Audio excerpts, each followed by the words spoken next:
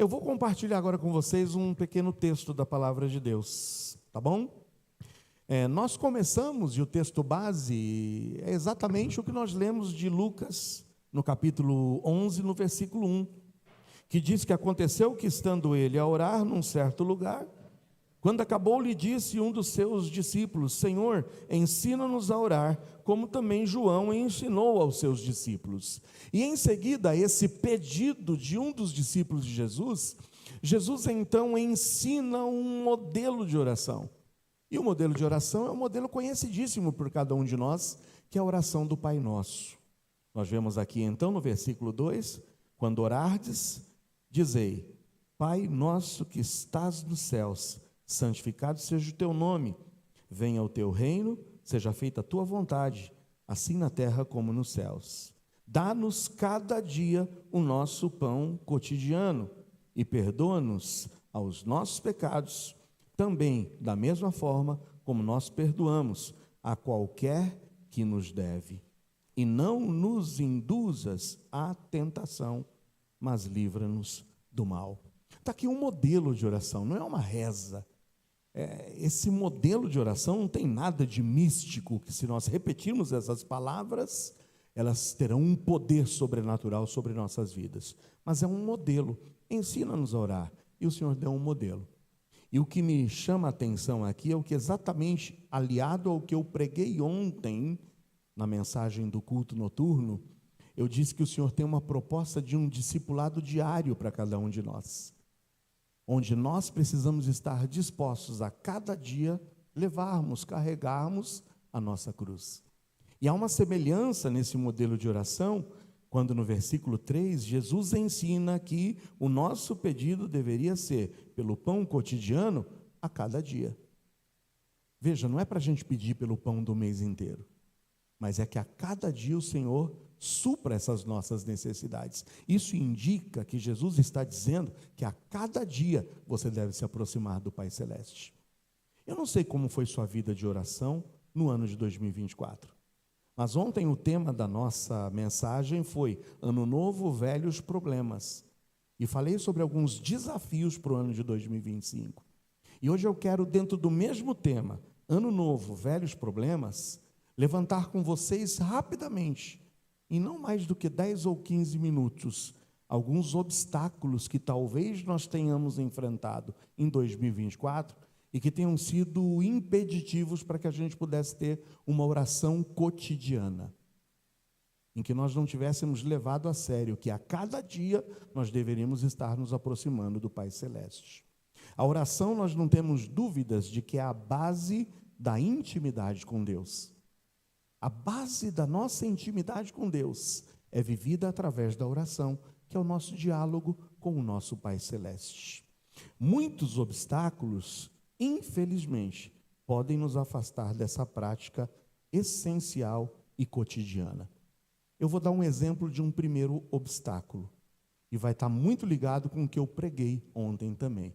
Talvez o primeiro grande obstáculo a que nós não tenhamos tido, de fato, uma comunhão diária e cotidiana com Deus através da oração, seja a nossa falta de tempo.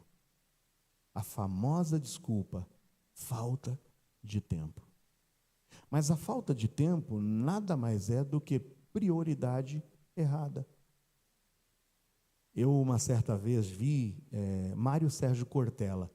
Ele dizia, a palavra prioridade não tem plural. A gente não deve colocar plural na palavra prioridade, porque prioridade é uma coisa só. Quando a gente coloca plural, a gente está o quê?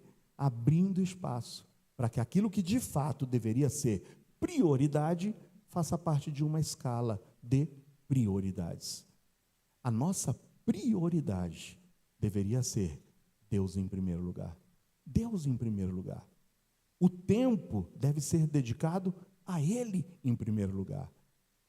Irmãos, é inconcebível que cheguemos ao término de cada dia dizendo que não tivemos tempo para termos comunhão com Deus. Então, o primeiro grande obstáculo, sabe, esse velho problema que você precisa jogar de lado para enfrentar um novo ano, é a famosa desculpa de falta de tempo, que que vem de prioridade errada.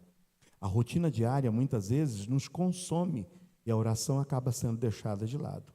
Trabalho, estudos, distrações, redes sociais, como eu disse ontem, e tantas outras coisas que a gente acaba permitindo que roube o nosso tempo.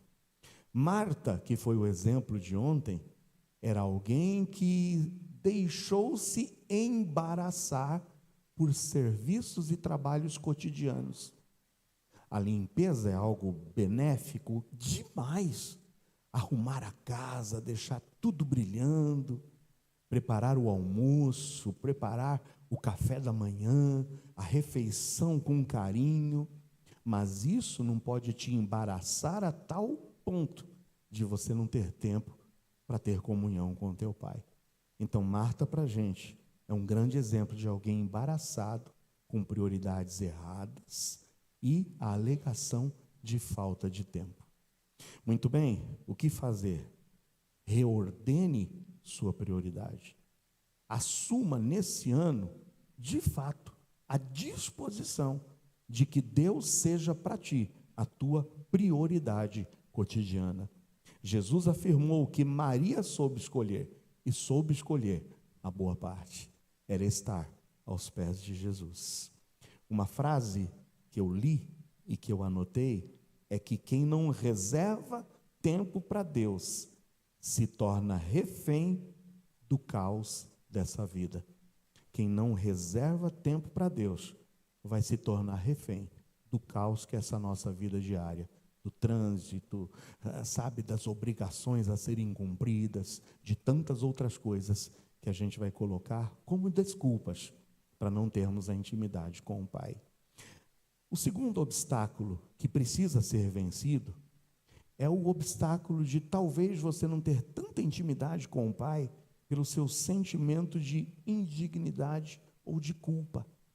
Sabe, tem gente que às vezes com a sua consciência pesada por conta de pecados, por conta de dissídia, de preguiça, por conta até mesmo de prioridades erradas, se sente envergonhado de chegar diante do Pai Celeste. Sentimento de culpa. Isso às vezes tem tirado de nós o prazer de nos aproximarmos do Pai Celeste. Esse pecado, esse sentimento de culpa, essa sensação de se sentir indigno diante da presença de Deus, pode nos afastar da oração e desse tempo de intimidade. Muitos pensam, eu vou primeiro consertar a minha vida e esses problemas, para depois ter um tempo de intimidade. Quantos que não vão empurrando, como diz o ditado, com a barriga, dizendo, depois que tudo estiver consertado, eu vou dedicar o meu tempo a Deus. Depois que eu acertar todas essas situações da minha vida, aí sim eu me dedicarei a Deus. Lembra de Davi? Davi havia cometido um pecado terrível. Foi confrontado pelo profeta Natã. E se não tivesse sido confrontado, talvez Davi iria conviver com o seu pecadinho, escondidinho, e achando que nada havia sido feito por ele de errado. Mas muitas vezes nós precisaremos ser confrontados para que possamos nos despertar, para que isso gere o arrependimento e a disposição de consertar a nossa vida. E é o que Davi faz no Salmo 51. Após pecar gravemente, Davi reconhece o seu erro, clama a Deus com um coração arrependido, ao invés de se afastar de Deus. Leia o Salmo 51, é uma das maiores expressões de arrependimento e de coração derramado diante de Deus, quando ele até clama, Senhor, torna a dar-me a alegria da tua salvação. Eu pequei contra ti, Senhor, contra ti somente, mas eu me arrependo. Perdoa-me, purifica-me, alegra-me novamente.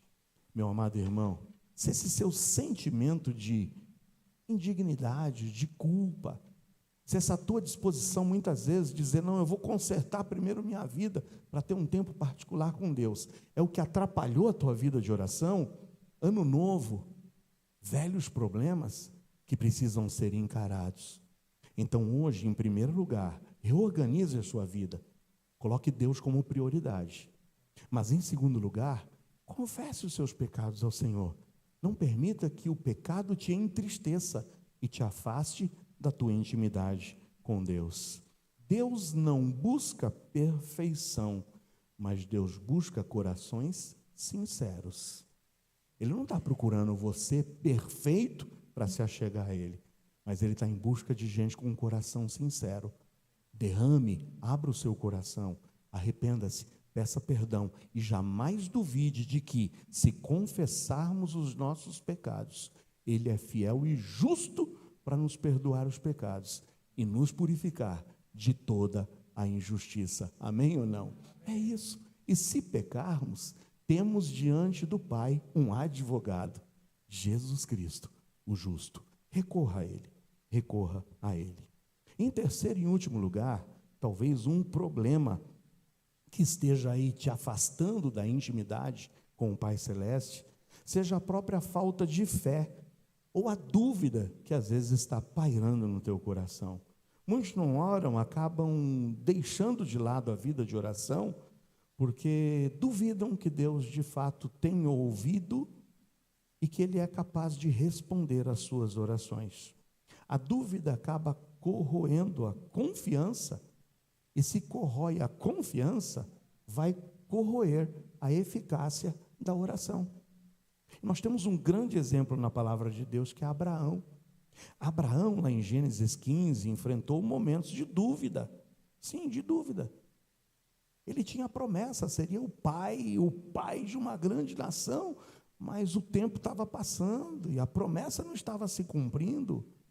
E naturalmente, humanamente falando, passou dúvidas também pelo coração de Abraão.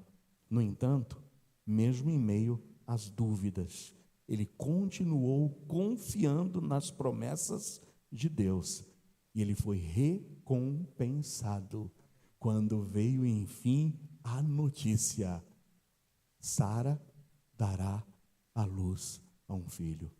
Persista, persevere, não duvide. Deus responde não no nosso tempo. Deus não está preso ao tempo. Deus não está preso a dias, meses e anos. Até porque o próprio apóstolo Pedro diz que um dia para o Senhor é como 1000 anos. E 1000 anos como se fosse um dia. Deus não está preso ao tempo. Mas no tempo de Deus, e sabedores que somos, que há um tempo determinado para todas as coisas debaixo do céu, aguardemos com confiança. Exercite a sua fé. Alimente a sua fé. E como que você pode alimentar essa fé? Senão através da leitura dessa palavra e através da intimidade com Deus, através da oração, mas não deixando de lado a comunhão. Irmãos, lê do engano, quanta gente que acha que pode prosperar na sua vida e na sua intimidade com Deus sozinho, longe da comunhão. Nós estamos ligados uns aos outros. O dedo, se você cortar, amputar e jogar, ele vai apodrecer. Um dedo não sobrevive fora do corpo. Uma unha não sobrevive fora do corpo. Nenhum órgão sobrevive fora do corpo. O corpo precisa estar ligado, unido. E não tem metáfora muito mais abençoada e bendita do que a metáfora do corpo. Nós somos o corpo e Cristo é a cabeça. Então, amado, exercite essa fé. Palavra, oração, comunhão. A oração, disse alguém, é o grito da fé. A oração é o grito da fé. Mas se é o grito da fé, ela não é o grito da certeza absoluta. É o grito da fé. E a fé é saber que vai acontecer, quer queiramos ou não. Confia, não desfaleça. E as palavras pregadas no culto de ontem, espero que esteja ardendo ainda em seu coração, que você possa, de fato, tomar resoluções para esse ano de 2025 e que nada atrapalhe a tua vida de oração. Eu encerro te dando algumas dicas para você cultivar essa vida de oração. Primeiro, estabeleça mesmo, estabeleça um tempo fixo. Estabeleça um tempo mesmo e não negocie esse tempo. Eu não sei qual vai ser o tempo. Eu não sei se é 5 horas da manhã, eu não sei se é 4 horas da manhã, eu não sei se é 10 horas da noite, mas estabeleça um tempo e não troque esse tempo por nada, nada. Eu me recordo de tio Antônio, que era casado com minha tia Eudóxia, pais do pastor Josué Pereira Félix. E eu sempre me lembro de quando o pai do pastor Josué dizia, e a família, ela compartilhava isso e confirmava em alto e bom som. O tio Antônio, ele tinha o seu horário de intimidade com Deus. E quer ocorresse o que ocorresse, ou quer estivesse quem estivesse na sua casa, no momento particular, marcado dele com Deus, ele pedia licença, ele dizia, fica à vontade, que eu tenho algo importante a fazer. Ele se recolhia no seu quarto e nada tirava dele o privilégio desse tempo fixo de ter comunhão com o seu Deus. Agora, quantas vezes nós estamos trocando esse tempo por tantas distrações desse mundo? O que tem sido mais importante para você e para mim do que ter intimidade com Deus? Então, o primeiro conselho é esse: estabeleça um tempo fixo, tá bom? A constância gera disciplina e fortalece o hábito. Segundo, comece com orações curtas. Sabe, às vezes a gente tenta pensar que é pelo muito falar que a gente vai impressionar Deus. No modelo da oração do Pai Nosso, em Mateus 6, nos versículos que antecedem a oração propriamente dita do Pai Nosso, Jesus diz exatamente isso, que não é pelo muito falar que nós seremos ouvidos. Orações curtas, objetivas. Faça isso. Comece com um pouco, e aí depois você vai aumentando as suas doses. Não se preocupe com a duração, porque na realidade o que importa é a sinceridade. Terceiro, utilize um diário de oração, anote. Eu disse para vocês que tem sido muito bom para mim anotar as minhas orações, os meus pedidos, a minha gratidão, as minhas necessidades. Anote. Sabe por quê? Porque nós temos a propensão de nos esquecermos facilmente das coisas.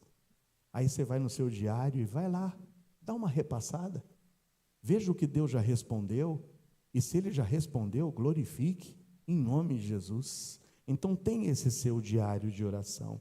E por último, ore, mas ore com um coração sincero. Não se prenda a essas palavras bonitas, mas Deus busca a verdade e a autenticidade. E se uma das coisas que nos afastam da intimidade com Deus é o pecado em nossas vidas, ore e ore com sinceridade. Derrame o seu coração. Irmãos, eu nunca em minhas orações, eu utilizo nas minhas orações públicas aquele pedido que muitos fazem corriqueiramente de dizer, Senhor, perdoa os meus pecados, Senhor, perdoa as minhas iniquidades. Não, isso é para você fazer no recôndito do teu lar. Porque o Senhor não quer ouvir uma oração tão vaga como essa, perdoa os meus pecados. Se Deus pudesse, Ele te perguntaria, qual pecado? Me confessa, me conta, qual é o pecado que você quer que eu te perdoe? E aí que entra aquela máxima, a gente peca a varejo e quer pedir perdão por atacado. Se você está pecando a varejo e pecado tem nome, confesse cada pecado pelo seu nome. Por isso que isso não é para ser feito publicamente, mas isso é para ser feito no teu cantinho, no teu quarto e na tua intimidade com o Pai Celeste. Por isso, meu conselho é, ore, mas ore com esse coração sincero. Confesse os teus pecados ao Senhor e comece 2025 com uma nova intimidade com o Pai Celeste. Que 2025 seja um ano de vitórias para você. Ano novo, velhos problemas, mas que quando enfrentados, nos levarão a um caminho de vitórias para a honra e glória do Senhor Jesus. Amém? Pai, nos ajuda, Senhor. nos ajuda a podermos vencer esses obstáculos.